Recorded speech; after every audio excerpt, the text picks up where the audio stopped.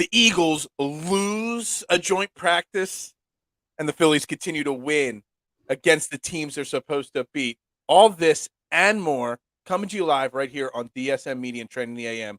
Don't go anywhere. We start in 30 seconds.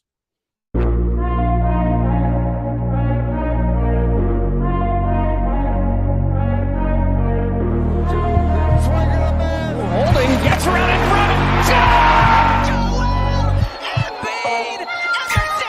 And Philadelphia has it.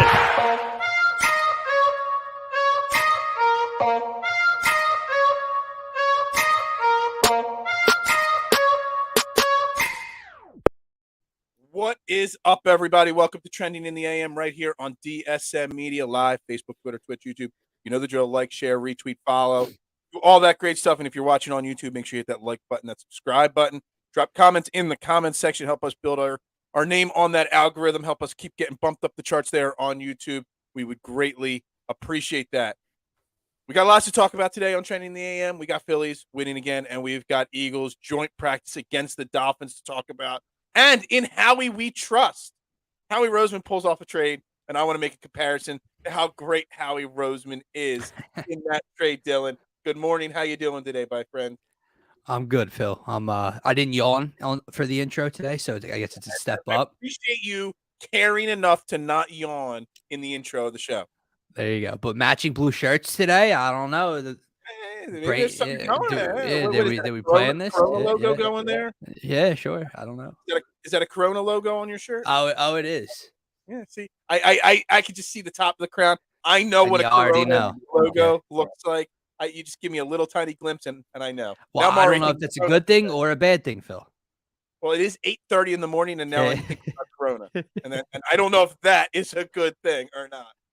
All right, so Dylan, we got lots to talk about. I want to flip flop it. We normally start with Phillies recaps and then go into the Eagles. For the second half of the show. I want to start Eagles first, okay? And yesterday joint practice number 1. Well, let's get it out of the way first. Today, for those that haven't seen, today's joint practice against the Dolphins has been canceled. The Dolphins seem to have a case of the tummy bug going around their locker room. They feel a little, I don't feel so good kind of feeling going around. So the practice has been canceled. The Eagles are still going to have a practice today. But before we get into yesterday's practice, we were literally just talking about it 3 minutes ago before we went live. Would you, because the Eagles aren't going to have that extra joint practice, would you consider playing anybody of significance Saturday in the third preseason game? No, I have absolutely zero interest in it. Whether they had 1 joint practice, 2, 0, I don't care. I'm good on playing them in the last and final preseason game. Look, before when there were 4 preseason games, the third was kind of that dress rehearsal, right? They play maybe a half of football. They're not going to do that. So unless you're doing something like that to really, break these guys in for live football, for live action and get ready for the regular season, you're not going to learn anything. What is one drive from Jalen Hurts and this offense going to tell you more so heading into this season than if they don't play? Like, I really don't need to see it. I get it. They only had the 1 practice. They didn't look so great in this 1 practice. The first time under Nick Sirianni, they've lost a joint practice. A lot of people are talking about. It's mind-boggling that people are keeping records for that, but no, I would not play. It's mind-boggling that we have to keep track of win-loss records on joint practices. It's unreal, dude. I agree with you that they shouldn't play anybody in the game on Saturday, but I'm just going to do the counter argument on why they could. Look, yesterday, we're going to get into yesterday. It didn't sound like from the reports that it went great yesterday. Mm-hmm. Nick Sirianni talked about last week against the Browns. He didn't play these guys because they had 2 strong days. I think he used the word strong, 2 strong days of practices against other competition, and he didn't need to see any more from them. Well, we didn't have 2 strong days of competition this week. We had 1 bad day of competition. They're going to practice amongst themselves again today. But, the counter argument is, do you want everybody's last taste of competitive action to be a quote unquote loss? You know what I mean? And do you want to try to go out on Saturday, have 1 successful drive, get that positive mindset back in your head, and then go from there? That is the only counter argument I think there can be made. I don't agree with it, but I'm thinking in my head that's the only thing somebody could say that might say this is why we're going to play the guys for a drive or two. I mean, I would say just go out and have a good practice as a team together and get a lot out of this practice, strong practice today. Like proving something against the preseason Dolphins, who are now, by the way, Phil, who knows who has this stomach bug at the moment in Miami. So who knows who ends up playing on that defensive or offensive side of the ball for them on Saturday. So if they're like the Browns and they're not running their ones out, I'm sure as hell not running my ones out as well. But it really does. Like, I get it. We lost the joint practice, right? But I don't think the Eagles got crushed. I don't think it was an overpowering day. And, the clip comes out of Darius Slay. I'm sure we'll talk about it. But, everyone's talking about how he got burned. First of all, look, play the film. There we go. Hold Let's on. watch that film. Hold on. Stride for stride. Stride for stride. Stride for stride. Trips. That's a deflected pass if he doesn't trip. Exactly. And honestly, it was an underthrown pass. We spent yesterday talking about Hurts versus Tua. That was not a well-thrown ball. No. That ball was a pick or a deflection. Yeah. Tyreek Hill outran Tua's. I'm assuming Tua was throwing it. Yeah. But, this literally, I honestly think maybe we didn't lose practice yesterday. This one play. This stole the practice.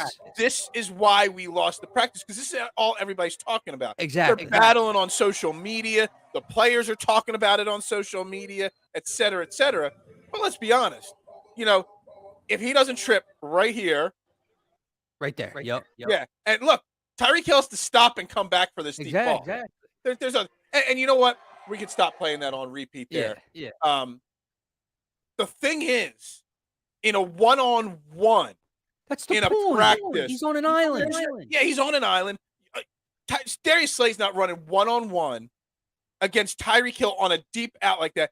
Whoever it is, Marcus Epps, Anthony Harris, Reed Blankenship, somebody's going to be giving him some back end help there. So there's nothing in that play that worries me. I know the Dolphins are freaking out. I know there's Eagles fans that are freaking out about that play. I saw so many comments. I know Scotty put a TikTok, and I went through some of them. Darius Slay's not even a top 10 cornerback now because he got beat in that one-on-one. It is absurd how much attention that one play. And when Dylan, I said this before the show, this is why I've not freaked out once about all the times in one-on-one coverage that A.J. Brown in practice has made big plays, or Devontae Smith. It is impossible, near impossible, for a cornerback in one-on-one drills. That's the point. To win against an elite wide receiver. Now, if it was Darius Slay getting burned by J.J. Ortega-Whiteside in that one-on-one there.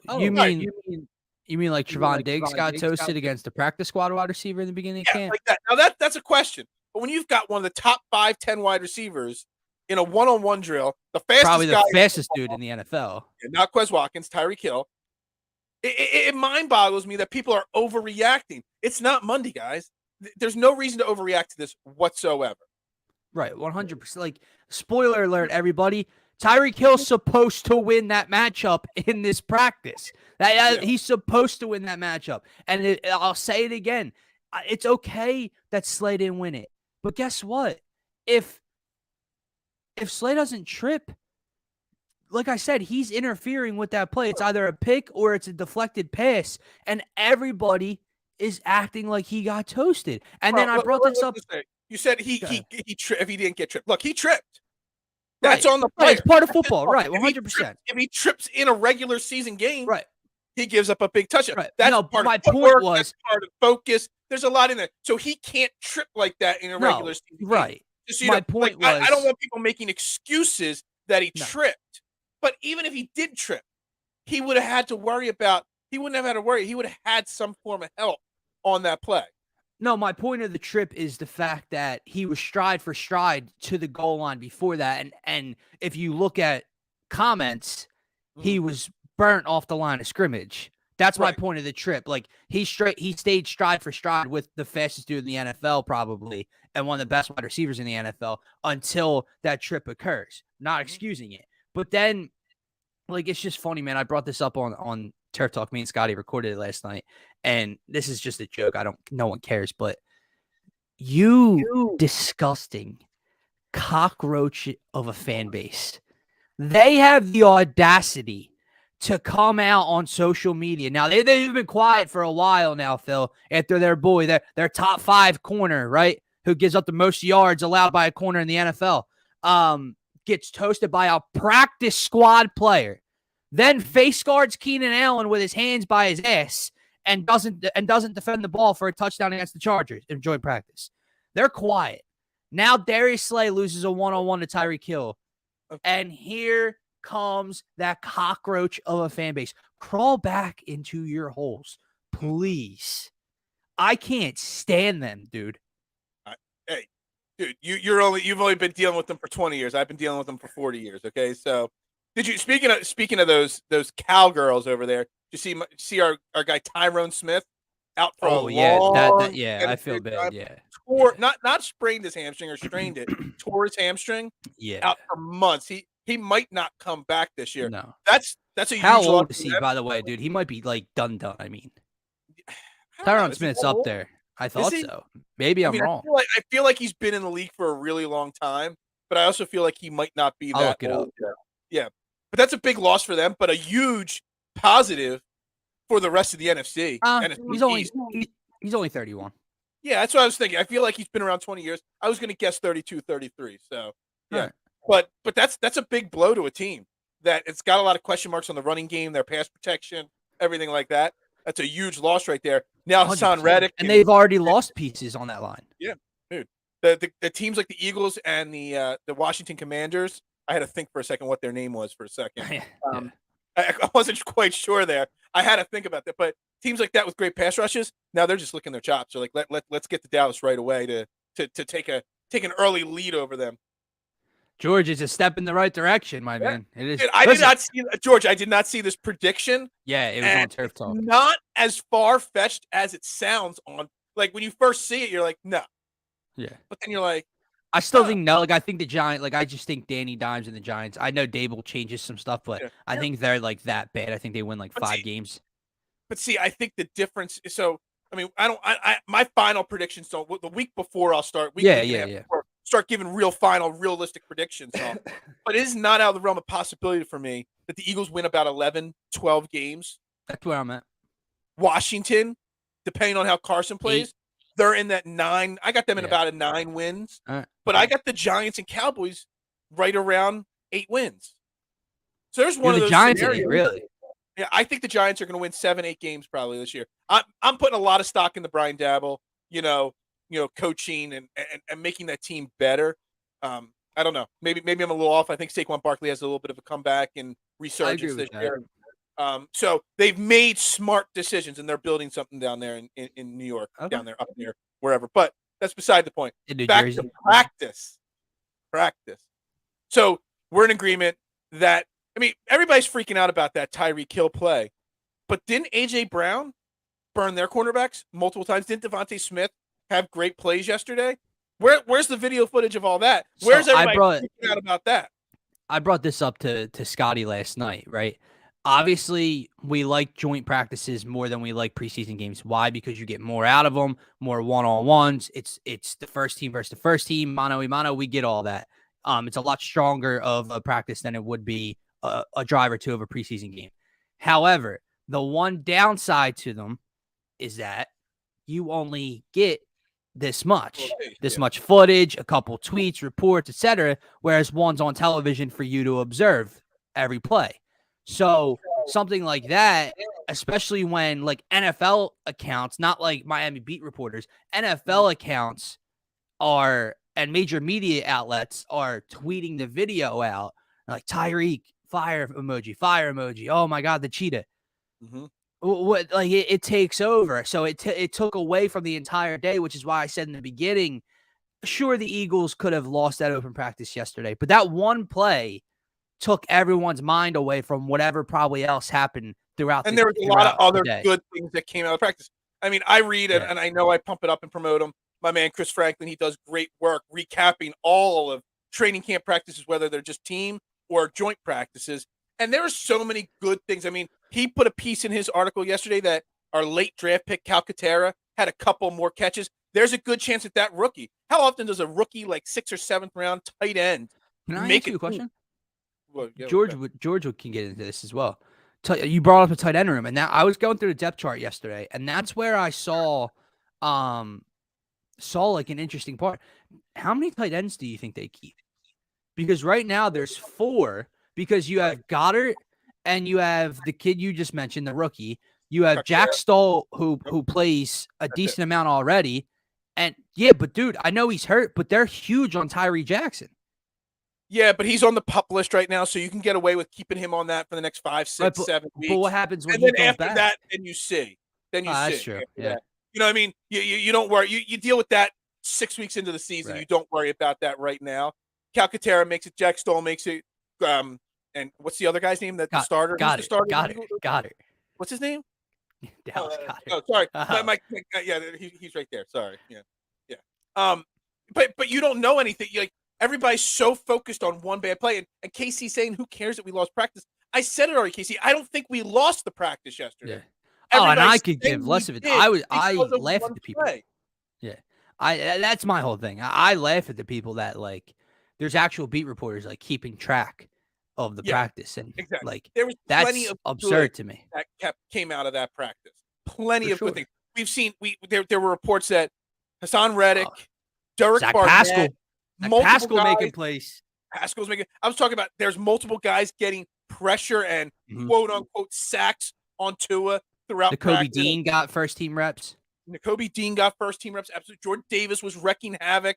Look, the Dolphins don't have a massively great running attack. They've got question marks, kind of like the Eagles do as well. They've got a lot of dudes back there, dude, and a lot of mediocre. A lot of their dudes would be our We talk about Miles Sanders. I disagree. We talk about our group. You think a lot of their guys would take over for the number 1 spot in Philly?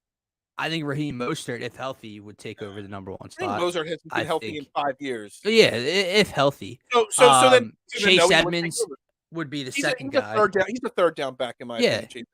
So but then they have 2 more. No. That's what I'm saying. None of their guys would be good enough to take over as the number 1 back in Philly.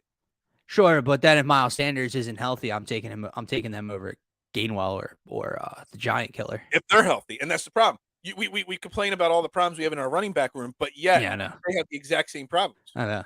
So I don't know. I just we were getting pressure on the defense. Look, we did not lose yesterday's practice. It's being overreacted to because of one simple play. Yeah, George saying Moser couldn't even make this team. I agree with that. Yeah.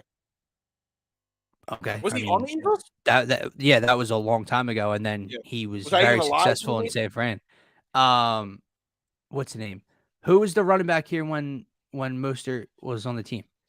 I don't know if it was Shady or I don't even remember him being on this team. Honestly. But here's the thing, we can talk about that for days. Deion Lewis struggled to stay on this team, and then he went to New England and won some Super Bowls and played a role there. So you can't just act like because he didn't make the team here, he's a scrub.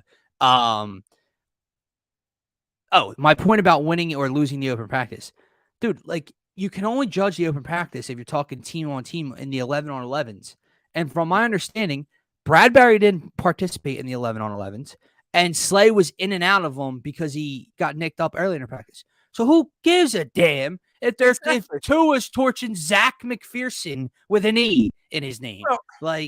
It does concern me that comment there does concern me a little bit. That after Bradbury, after Darius Slay, Zach McPherson, all the hype for him hasn't really done much.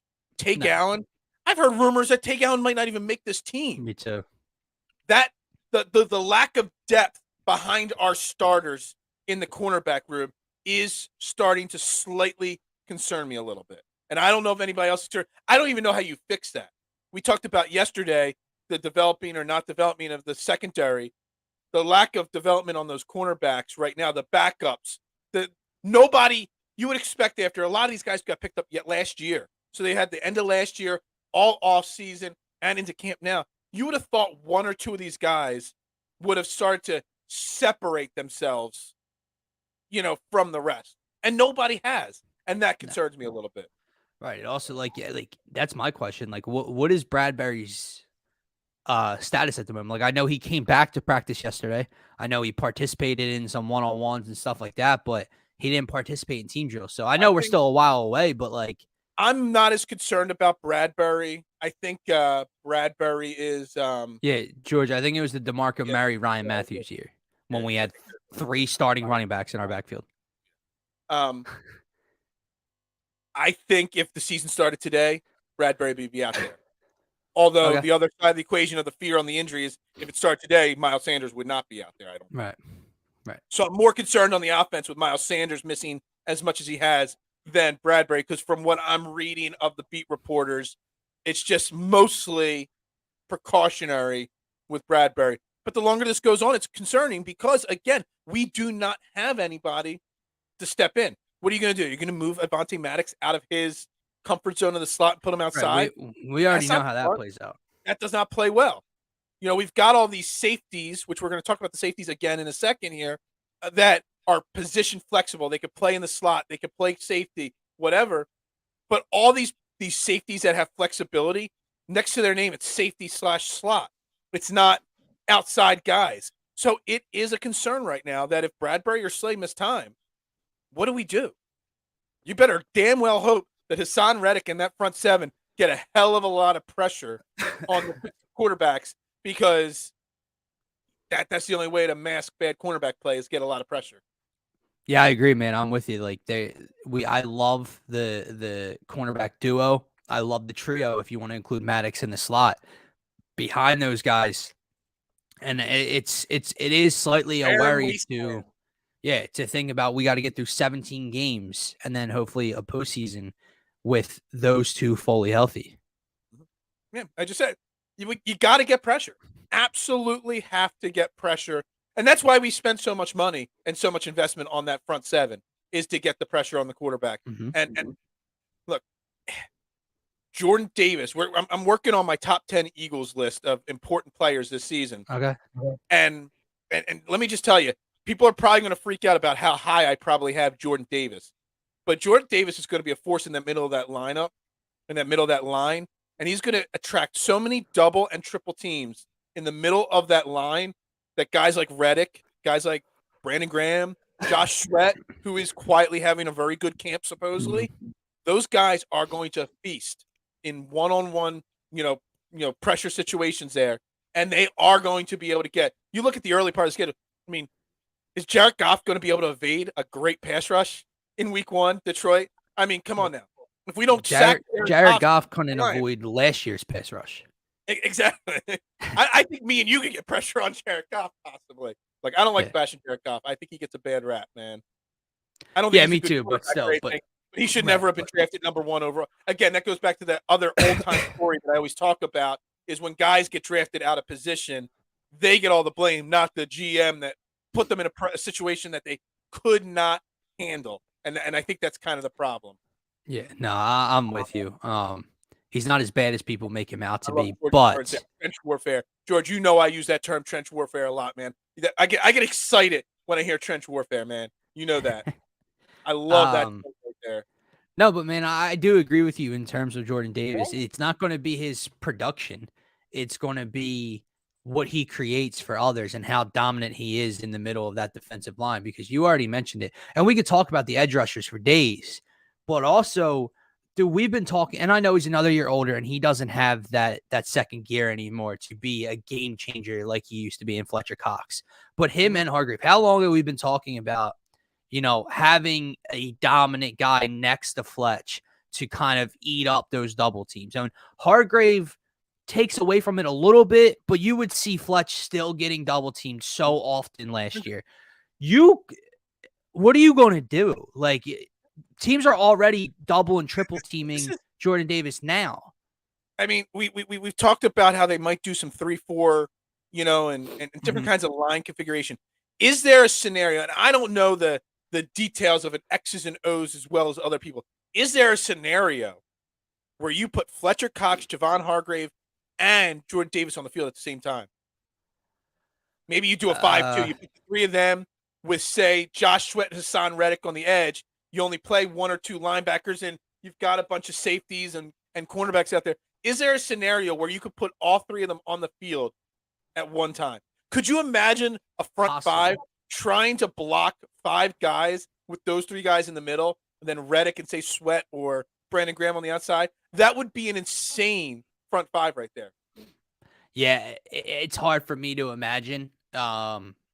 Just because one would have to play on the outside or somewhat on the outside, and you would have to Hargrave imagine did play it on would the be outside a Hargrave. little bit in Yeah, Pittsburgh. He did right. play a little bit So on the outside. it would be him, the guy that like it's not as dominating, but and I know he's coming off the major injury, but BG is a guy who plays inside and out at times. So BG on the edge with Davis and Fletch in the middle is interesting.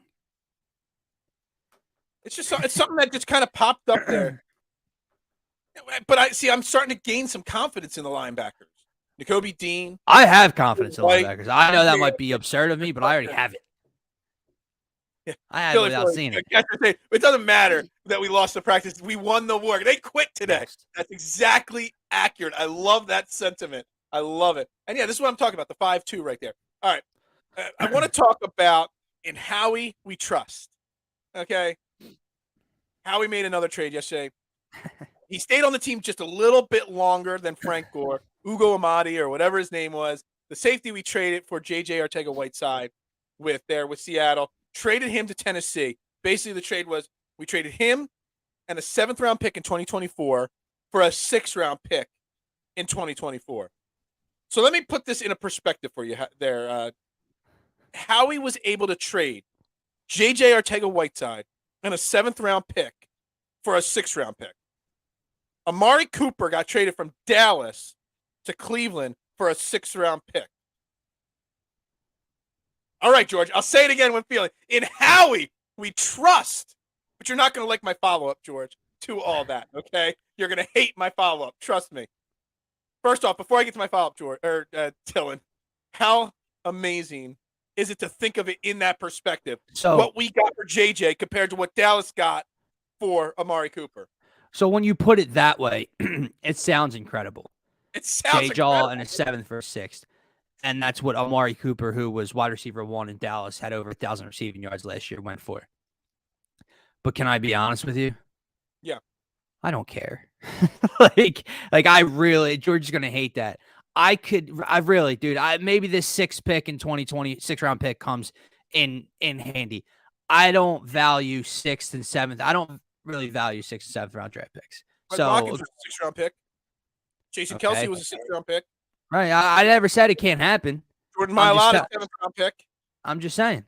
All right. John Hightower was a 6th or 7th-round pick. He was a 5th.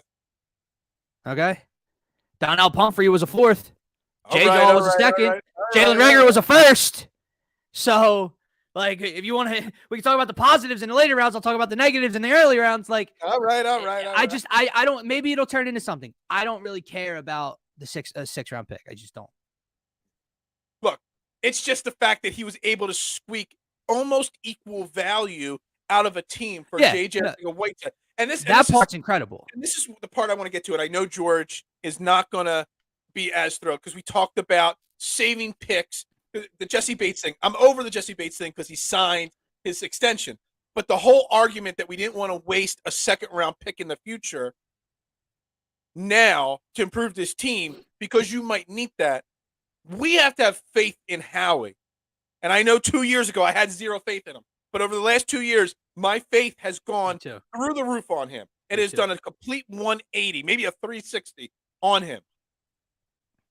If we need to trade anything to improve this team now, I don't worry about if Jalen Hurts is not the guy and you need those picks to replace Hurts next year. I have all faith in Howie Roseman's ability to make trades involving draft picks, players, et cetera, because he's proven it time in and time again that he's had no issue. Everybody talks about Howie Roseman's cap management. I don't even think that's his 2nd best trait. His best trait is the ability to negotiate with other GMs, squeak value out of every little stone he can turn, and find a way to make it work. We have 15 draft picks in the next 2 years. We have 3 1st-round picks and 3 2nd-round picks in the next 2 years. In my mind, no matter what we need, whether we wait till 2-3 weeks in the season and see what this team, where our deficiencies are, if we have to trade a future top-end pick to grab a player to make this team better this year, I have no concerns about replacing Jalen Hurts if that has to happen. I don't think it'll have to, but if it does, I will have no problem with that whatsoever. Yeah, it's tough to think over a year from now, right? Or in a couple months from now, what Howie's going to have to do. And it all hinders on what Jalen does this season. But I'm with you. Like and maybe it was we were just a prisoner of the moment, right? Because no duh, Howie's had his struggles drafting throughout early on in his career. But if you think about it, from the time we drafted Wentz to winning a Super Bowl, to going to the playoffs 3 straight years, and then one bad season and the dumpster fire with the QB and the head coach and all the rumors and everything like that, I put a lot of the blame on Howie. And I just thought he was a weasel, and I thought a lot of the leaks came from him, et cetera, et cetera. And in a year time, he took that to a playoff team and then turned that fringe playoff team to what is a top 7 roster at the moment. So, and he's had 2 really good drafts back to back. So I think honestly, we were just a prisoner of the moment. At least I was, in that really bad year. We're fans. We do this and we try to have, unbiased, open-minded conversations, but we're also fans as well. And we are, especially with this team. This team, all victim of the overreaction, the emotion from time to time. But I literally zero doubt in Howie that if a move needs to be made now that could hurt us in the future, that he'll be able to rebound and find a way to make it happen. Yeah. So I agree with you. I don't know. I was really impressed with it. I just, when I saw the trade, I was a little confused. And that's something else I wanted to touch on real quick before we wrap it up. Trading Amadi already. Does that just tell you? We spent a lot of time on the safeties yesterday, me and Jason. Does it tell you that they're confident in what they have? Obviously, we know Anthony Harris and Marcus Epps are going to be the starters. I know George thinks Epps is going to be great. And I'm curious where I put Marcus Epps on my top 10 list of important Eagles this year. And I'm curious how it'll be great or badly received. But I'm starting to turn into a Marcus Epps fan pretty quickly here. But you got Blankenship, you got Tart, you got Kayvon Wallace. You got those 3 guys and some other guys, Shazier and some others, fighting for the last 2, because you normally keep about 4 safeties, sometimes 5 on your roster. Who is the odd man out? Because Chris Franklin was on here 2 weeks ago, and he said there was a chance that Tart and Wallace were cut from this team. Definitely 1, but possibly 2. I don't think is there a scenario where you can see that happen? I don't think you can. And come on, Casey, be better. Be better. I know he's feeding right into George. Absolute goat, man. Casey knows what he's doing there. I know. Anyway. I hope so, man. Epps believer. I like that hashtag, actually. I think we're gonna roll with that. Epps believer. See, pop up to Casey's comment above that, because I agree. I'm not saying regret, but look, I'm not saying it's a good idea. But he hasn't practiced much all throughout camp. He's been banged up a lot. People seem to really like Blankenship. People seem to really like Shazier. I don't see both those guys not making the team. I don't know. Shazier for sure is not going to make it to the practice squad. Someone would pick him up. Blankenship may make the practice squad, but it'll be really close call. It'll be a big risk. I don't know. We'll see what happens, but you have to figure that they know what that room is going to look like as they break this down to the 53 man, right? Because you make that kind of trade.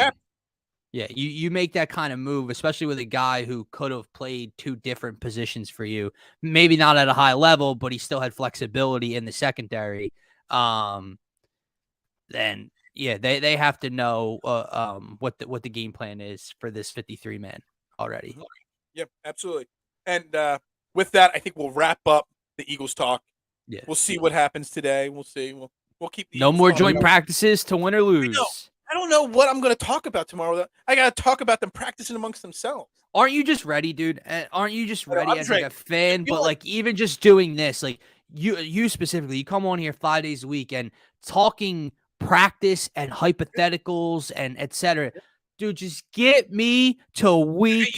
You know what's super frustrating right now, Dylan? And I was all for less preseason games. absolutely all for it. But between this weekend and the start of the season, it feels like it's a huge gap. Yeah. You know what I mean? Like, like normally it's like a week and like, right. We still are a ways away here. Right. This Thursday.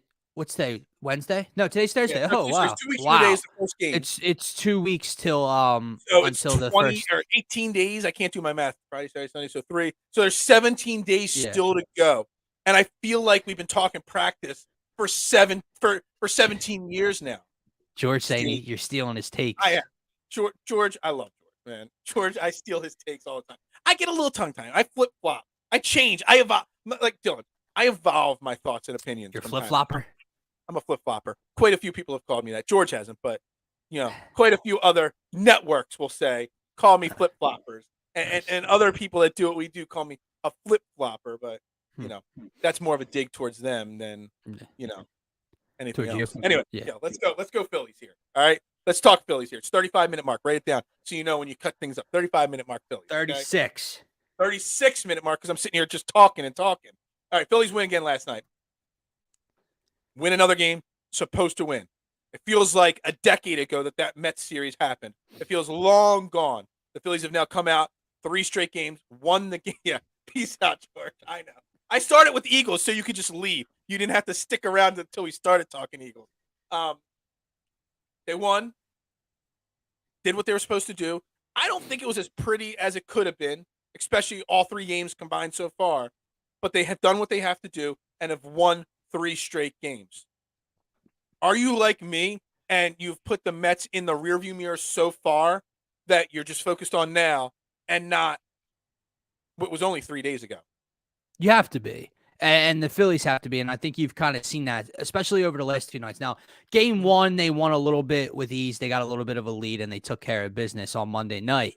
The last 2 nights, you've got a bottom of the 9th comeback win. And then last night, you have some risky business, runners on the corners, only up to with Robertson on the mound. What the hell was what's-his-name doing in right field last night? Munoz, dude, he was in right field the night before. He was in right field the night before and struggled in right field. He didn't do what he did last night in right field, but he struggled fielding the ball and finding and tracking down the ball in right field. I don't know why Thompson is enamored with throwing him out there. Like, I get it, Schwarber, you want to get a little bit extra rest, blah, blah. Munoz is better in the infield. Schwarber makes that catch last night, regardless of what you think of him as a left fielder. It was not only did he take a bad route to it, the way he tried, he dropped it because he didn't know how to this. Yeah, he wasn't under the ball. He wasn't under the ball. It was hard. Little League 101. Right, and because then go to the local Little League field and the 12-year-olds can make a better play on a ball than that. Dude, because if that doesn't happen, Robertson's save is like this. It made it a high leverage, high stress situation. It was so unnecessary. Even the night before, this is the thing. I know everyone's freaking out. Oh, they had to come from behind. Dude, they wouldn't have had to come from behind the night before if Amundo Sosa just does his job. And then, here's my thing with Munoz and with Sosa. If you are a non-contributor as a hitter and you're only on this team for your glove, you better be 100% out of 100% with your glove. You cannot be a detractor and cost your team a game or runs in the field when you bring nothing to the plate. And that's what they've done the last 2 nights. So here's a question then. That point, I mean, you're making an excellent point there. And the back end of our team, especially when Bryce Harper, and I'm taking this as the whole team, imagine Bryce Harper here. We'll talk about him in a second. The back end of our team, people 24, 25 on the roster, are really bad. And you just said it. They're here for defense. They're here for one reason, defense. Yeah. But all year long, all offseason leading up to the season, the theory was you don't need defense to win. The Phillies amassed this team. Schwarber, Nick Castellanos, Bohm, Hoskins, guys that can't play really good defense. So if your theory is we don't need good defense to win, why are you worried about making defensive replacements late in the game? Exactly. Because that game gets tied up, now Schwarber's out of the game. Exactly. Castellanos, both of them he pulled. Dude, yeah, that's right. Yeah, he pulled both last night. In the 9th inning. Tied, then in your leadoff spot in your 5th hole, You got Sosa and Munoz or whoever the freaking. So your why outfield worry in the about ninth defense? inning. Your outfield in the ninth inning last night was Yairo Munoz, Bradley Zimmer, and Matt Vierling. If that game gets pushed to extra innings or you need to score in the bottom of the ninth like you did the night before, you're done, dude. You're torched. That's another thing. Bradley Zimmer, DFA him today. Like, did you him that he called Sosa was horrible the night before at shortstop? Did you see him lay out unnecessarily for that ball that tied the game or gave them the lead? What are you doing, bro? Just take it off with 2 hops and get it back in the infield. He lays out, ball goes to the warning track and the fence. They take the freaking lead. Like, you cannot hit for 175 and then be put in the game for your glove and then cost your team the game in the ninth inning with your glove. It just cannot happen. Now, I'm talking highly negative. They've won both of these games. Yeah, and that's absolutely a positive. That is a positive because it's I think John Kruk said it last night, not to steal his line, but it's character building, right? Mm-hmm. So this team all year long has been able to mow down the bad teams that have been put in front of them, something they haven't done in the past, and they've been very successful at it. I think they're 22-4 on the year against the 5 worst teams that they've faced: the Reds, the Pirates, the Nats, the Angels, and another team. All of them right now. Right. So that's a good thing. But the last 2, you've had to deal with something you haven't throughout the year. And that's a struggle in back-to-back nights with these teams. Kind of like we saw at the Pirates when they went to extra innings in Pittsburgh 2 nights in a row and squeezed those out. That's character building. You're still undermanned. You're hurting the bullpen. You had Christopher Sanchez on the mound last night. Any way to find a way to win, I don't care if it's against the Cincinnati Reds, is a good win. And that's what they were able to do last night. Yeah, no, absolutely agree with you and everything you're there. You said Chris Sanchez. I want to give props to Chris Sanchez. Mm-hmm. I mean, in the last 6 innings, 7 Ks. You go around the last 6-7 starts from our starting pitchers. Nola struggled. Wheeler struggled. Bradley Falter pitched well. Chris Sanchez pitched well. Noah Syndergaard pitched well. Gibson struggled.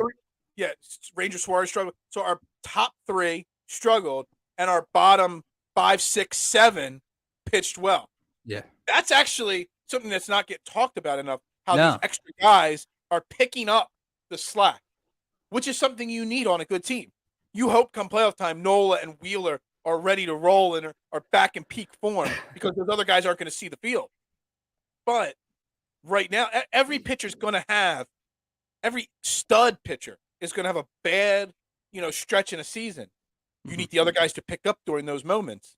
And they did that. And Chris Sanchez, I didn't get home from work till about 8 o'clock, so I missed the first hour of the game. But the rest of the game, when I saw his last couple innings, he pitched well. He did a really solid job. There was nothing at all that he did that and I was complaining yesterday that I didn't agree with the timing of pushing, Nola and Wheeler back because we needed to win the game. And, we're still trying to rebound from that Mets series there. I was wrong. He pitched damn well last night. I think he deserves a round of applause. And for Christopher Sanchez, 7 Ks too, man. Like, that's the thing. Those starts have become no walks. Right. Those starts have become less of a worry at this point now, because back early in the year, and maybe they just needed a little bit of work, but when Sanchez or Bailey Falter would get a start, you were kind of expecting 3 or 4 innings, and then the rest was a bullpen game. These dudes are getting through 5, 6, into the 7th at times now, and that's key, right? And especially when your bullpen's starting to struggle a little bit, you can kind of feel their pulse now that Sir Anthony's out. Hopefully he can come back soon. And they were short. Nick Nelson struggled lately. Let's be honest, Nick Robinson wasn't his fault. Nick Nelson should be the worst of our bullpen. You know what I mean? He should be the back end of our bullpen. Here's my question about the bullpen. And, we're getting towards the end of the season here. We're almost through August. We got a month left. Rosters expand, et cetera, et cetera. Why don't the Phillies, you just mentioned it, we lost Sir Anthony. Corey Knebel's gone for the year. I've seen enough this year that I'm not confident when they have to do a bullpen game or a Falter or Sanchez game, but we're gaining confidence. Should the Phillies consider putting them in the bullpen? Putting Sanchez and Falter in the bullpen, or one of them. Yes, they're starters. You don't want to ruin AAA and what they've got going on down there, but can't tell me Sanchez couldn't get 3 outs in a 7th inning or Bradley no. Falter can come in the 6 when Suarez struggles and get you 2 or 3 outs. Right. I No, don't I'm know with you. the answer. I don't know if one or the other, if you do both. I But think with you the might injuries see we one have, when the rosters expand. I mean, you think about it. We've brought up, what was the Cry was the one guy or whatever. The other guy, Sear, He's whatever gone. the other guy was, we brought up to replace him. You know, these Oh, guys. yeah. You see him come in and K someone on 3 pitches with the bases loaded? I know. But would you rather these guys that have no playoff or no baseball experience, period, not playoff baseball experience, or would you rather Bradley Falter and Chris Sanchez in that last spot of the bullpen? And I think it's I would assume one of them, especially because even later into September, if someone struggles, let's say you have a Gibson start where he can only get through 4, you have a long reliever type in one of those 2 guys that can come in and eat up 3 innings or so if you need them to keep you in the game. Whereas you'd have to go to Brogdon in the 5th, Nick Nelson in the 6th, however you play it out. And those are the games you can't afford to have. That's where your bullpen gets crushed. For this past weekend would have been it. Like when Nola or Wheeler can't get through 4. All right, you're losing. Throw one of them in rather than eating up your bullpen. Instead of having Nick Nelson as your long guy, you make one of them your long guy. But they're also good enough pitchers where they could be your long guy, but also come in for just 1 inning. You know, I agree. I feel much better about them in the 6th inning for 1 inning than one of the others. KC saying Falter. Exactly. Whether it's Falter or Sanchez, I don't really care. I just have more confidence in them than Nick Nelson or these guys that have no Major League Baseball, guys that I didn't even know were in our minor league system, coming up and getting these little random spots, you know, in the bullpen. Yeah, I agree with you. There was you could not have foreseen Knievel and Sir Anthony getting taken out of the bullpen the same exact day. You just couldn't foresee it. So what is the word on Sir Anthony? Because the initial report was 5 days no throwing. Yes. And then those 5 days. So he is going to have a bullpen session after his 5 days. So that's later. What's that? Probably tomorrow or Saturday? Yeah, tomorrow probably. He'll get a throwing session. They'll evaluate him, how he feels after that throwing session. They're hoping he's back the second he can come off the IL, which was, for some reason, the date September 5th is sticking out in my head. That's the earliest he can come off his IL. They're hoping. But until he has that bullpen session, whether it's tomorrow or today or Saturday, whenever he has that bullpen, then they will be able to determine. But they're hoping there's no surgery involved. Well, if he has to go have surgery, then you might as well just write him off for another year and a half. You know what I mean? So yeah, it's a damn shame.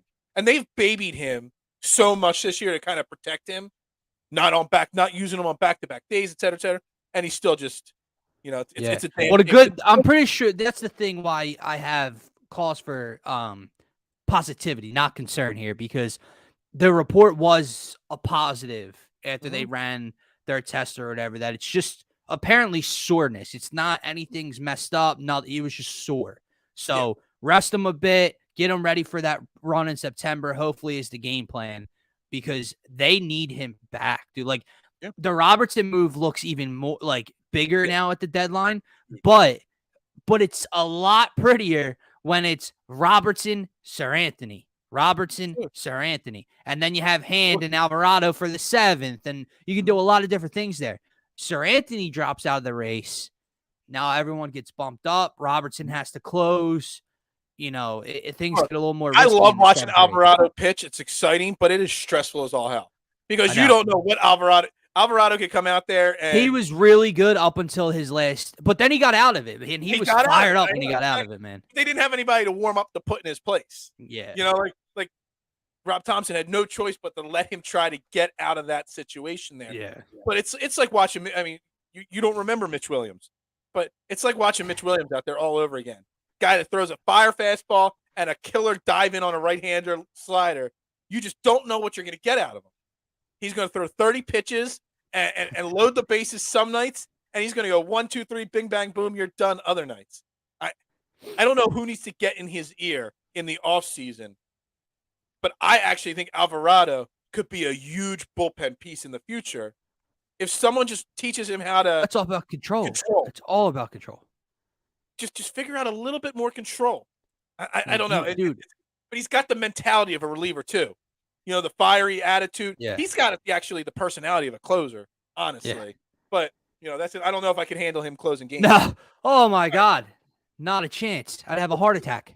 Let's go offense, because we're still seeing the last night's 7 runs. We haven't seen any 11-run outbursts or anything major like that. But we're starting to see these guys hit the baseball. Mm-hmm. Nick Castellanos, what's he on a 14 game history? Nicky's hitting, baby.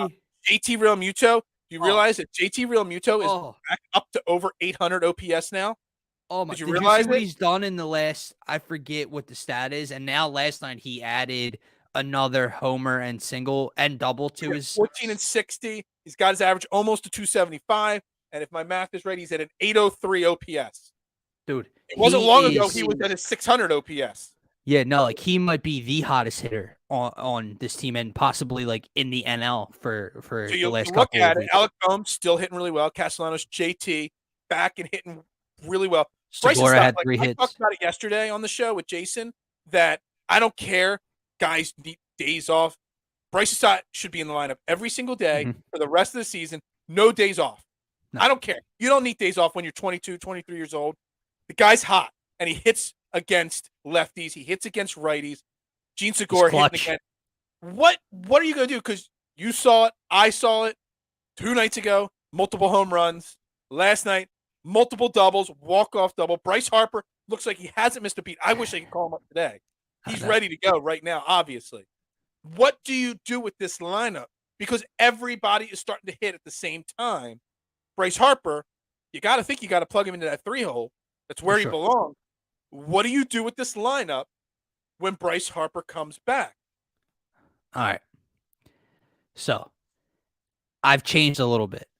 Yeah, I'm thinking about changing too here. You know? I'm keeping Schwarbs at the leadoff just because it's where he's been all year. I'm fine with it. Keep him there. I'm putting Boehm in the 2-hole. Okay. Not Reese. Bryce in the 3. Now here's where it gets tricky because JT is red hot, but so is Nick. Those are my 4 and 5. However you want to put it. If you want Nick back and clean up behind Bryce and JT at the 5, JT cleaning up, Nick at the 5.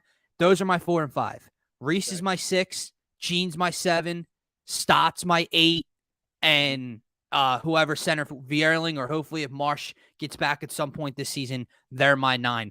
And that, my friend, now that is a completely different lineup than what we have out there at the moment, just from one guy getting back healthy. Look, I'm gonna say I like what you're doing here, but I'm gonna slightly disagree. I am not bumping Stott all the way down to the 8-hole. Where are you putting Stott him? to me has to be in the 6-hole, or I know this is gonna piss people off. The 9? The 9th hole. Turn that line. He gets on base. Then I don't hate it. And boom. Yeah. Stott's in the 8-hole for me, or the 9-hole for me, or the 6-hole or the 9-hole. There's no other way around it. And Stott will be in that lineup every day. Nice. I am probably going to do the top of the order like you.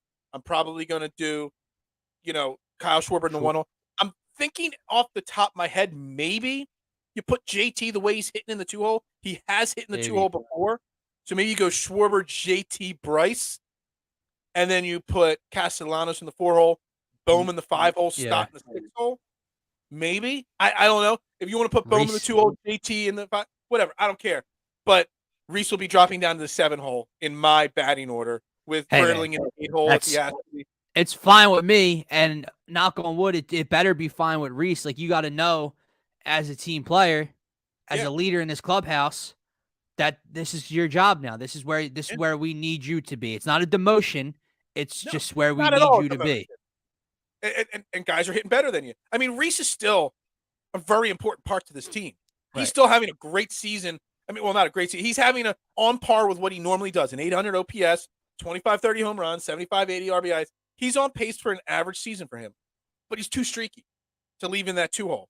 If you've got everybody clicking on the same cylinder, there's 6 guys on this team that are better hitters than him.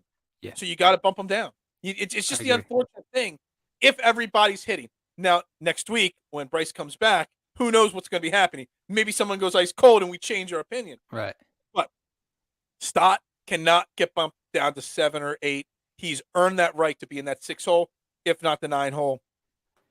I have a big fascination with the 9-hole. I kind of consider the 9-hole. I like it, especially with Schwarber, a power hitter that could drive the ball in the leadoff spot. Going Stott to Schwarber, it's something that back around. I love it. So I would consider doing it. If you don't put Stott in the 9-hole, I would consider putting Gene Segura in the 9-hole. Yeah, and that's the wild thing, right? Even if you don't do that, like you got to picture 7 and 8 now. If you go the route you're going, your 7 and 8 in some fashion is Segura and Hoskins. No, I just said if you're going to go, if you're not doing Stott, put Stott in the 9 hole or Segura in the 9 hole. Again, he's another guy that gets on base. So if you're not putting Stott, right. I'm doing Stott in so 6. Then your center fielder's 8. Your center fielder solidified 8. In my opinion, your worst hitter goes in the 8 spot in this lineup. Okay. Which is your center fielder at this point. All right. I want somebody in the 9 hole getting on base for Kyle Schwarber. Can I ask you a question? Now I don't know. I don't want him out. I don't want him out there. This is weird because he's not a solidified center fielder. But do you start Nick Maton over Matt Vierling? What was his batting average when he got called back up from the early part of the year? Like Maton? Yeah. He's hitting like 340 something. Yeah, now he's down to 310. You're seeing his average start to plateau and come back down to earth. I mean, I also saw him hit the game-winning RBI the other night too. Nick Maton is starting to come back down to earth. Hold on, give me a second. He was over 3. I'm just saying, yeah, but even if he comes back down to earth, Vierling's hitting like 221. Yeah, no, I know. And Vierling struggled. He's starting to kind of hit the ball a little bit. Yeah, he had a home run the other night. Yeah, he's driving the ball a little bit better. I'm looking at it here. So, where is it here? So, early in the season, he was hitting great. And his average since August 7th, when he got called up, he was hitting 600 on the season. Then it went 412, 368, 348, 346, 321. Jumped back up to 345 because he went 1 for 1. Yeah, baby. And 313. So honestly, he is starting to plateau and come back down a little bit. I don't know if he can play center field or not. Yeah, I know. That's the thing. I don't know. I thought he was out there. I thought he was out there the one night. Look, Vierling, I said in the beginning of the season, I said it, I'll say it now. Vierling's okay. There's nothing special about Matt Vierling, in my opinion. I wanted Mickey Moniak out there over him. I wanted him out there over Odubel, but that's not saying much. Look, when Brad Marsh comes back, which he will come back at some point in the next week or two, Brad Marsh will be out there every single day. Not Matt Vierling, not Nick Maton. You want to put him out there? Fine. He's still going in the 8 hole. Whether it's him or Vierling, they're going in the 8 hole. I was just curious, because Matty V hits like 220. Honestly, when Harper comes back, you're going to have to go Castellanos and Schwarber left, right again, obviously. You need whoever's the best center fielder. If Vierling's a better defensive player, you got to go him. If Maton can play it and he's better than Vierling, that's what you go. It's got to be the best defensive player in that position. The guy Harry back, Brandon. What's that? I said Harry back, Brandon. Yeah, exactly. All right, so Phillies go up tonight. It's final game of the series. Do the Phillies, Aaron Nola on the mound, do the Phillies get the sweep and complete the 4-game sweep? Come on. Because they've had quite a few 4-game sweeps this year, it feels like, or had a couple chances. Do they get the 4-game sweep tonight? Come on. They missed out on the series sweep last time in Cincinnati with that 1-0 loss against Lodolo. Not happening. The Reds have given the Phils their best punch the last 2 nights, and it wasn't enough. I expect a big win tonight, and maybe not an 11-run outburst like you're saying. Who's on the mound for the Reds? I haven't looked. I got it. I just brought his stats up. One Justin Dunn. Sounds like a wrestler's name, Justin Dunn. Don't know. What's he looking like? All right, so on the season he is 1-1. Nice. How many innings pitched? So 6.08 ERA. Nice. He's got 10 Ks on the year. He's got a 1.73 WHIP. He's got 3 starts on the entire season, and they're all just recently. So I'm trying to bring up a bigger profile on him. He's a righty. He's 26 years old. His 3 starts. Last start 8-20. He went 5 innings, 3 hits, 1 run, 4 walks, 4 Ks. He did 7 base runners in 5 innings. Only got 1 run, but it was against Pittsburgh. Right. He went against Chicago Cubs. They won that game team. too. He went 3 2/3 and gave up 5 runs.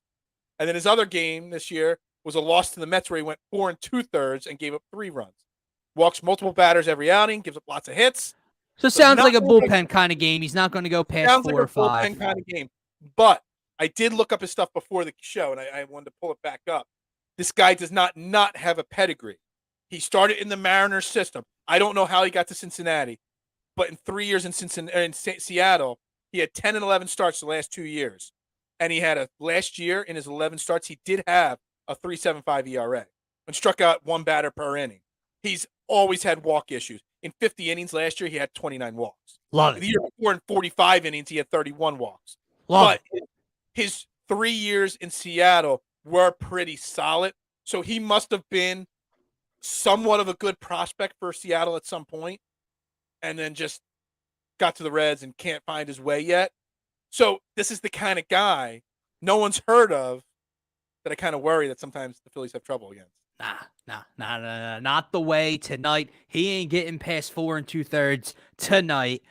Phil's, I'm throwing an 8 spot on their heads. I'm not saying 11, but an 8 spot. And I'll go Reds. I think Nola deals tonight. Maybe the bullpen gives up. I'm going 8-2, 8-3, somewhere in that range. Let's go. You said 11 spot. You said a word. Somehow you just said at some point you said the word 11 spot. So I'm going to say the Phillies win 11-0 tonight. I don't know. I'm just randomly. We got to wrap this show up. I'm randomly throwing shit and seeing if it sticks. Throw $2 on that. We did pregame live on Tuesday, and you didn't even give me the opportunity to make my prediction. You wrapped the show up. You said your prediction, 7-2, whatever it was, and you're like, all right, time to wrap the show up. I thought you gave it. No, I never got to say my prediction. And you know what? I'm throwing a prediction out there. 11-0. Phillies win. Complete the 4-game sweep. Game over. Oh, then they'll sweep the Pirates. Yeah. And then we won't be talking about the Mets. We'll be talking about the hottest team in baseball. Hey, I love it. We got to wrap up Trending the AM right here on DSM Media. Again, if you're watching on replay, make sure you hit the like button, the subscribe button on YouTube. We greatly appreciate that. If you're watching on any other social media platforms, make sure you're following DSM Media. It's in our bio on Twitter, the link tree to everything. You can find us on every platform, Twitter, Twitch, TikTok, Instagram, Facebook. Everything. Hell, we might even have a LinkedIn at some point. I don't even know how it all works, man. I can't keep track of all the social media platforms. My phone, my Android doesn't have enough room for more apps on it. Buy an iPhone. Yeah, screw that. Anyway, thank you very much. We'll be back tomorrow. Still trying to confirm a guest for tomorrow. Don't want to announce it until I get the confirmation. I haven't gotten the confirmation. Starting to get a little sad. Hit me up, man. If you're watching it, hit me up. I'm worried, man. Everybody have a great day. We'll see you tomorrow right here on Trending the AM.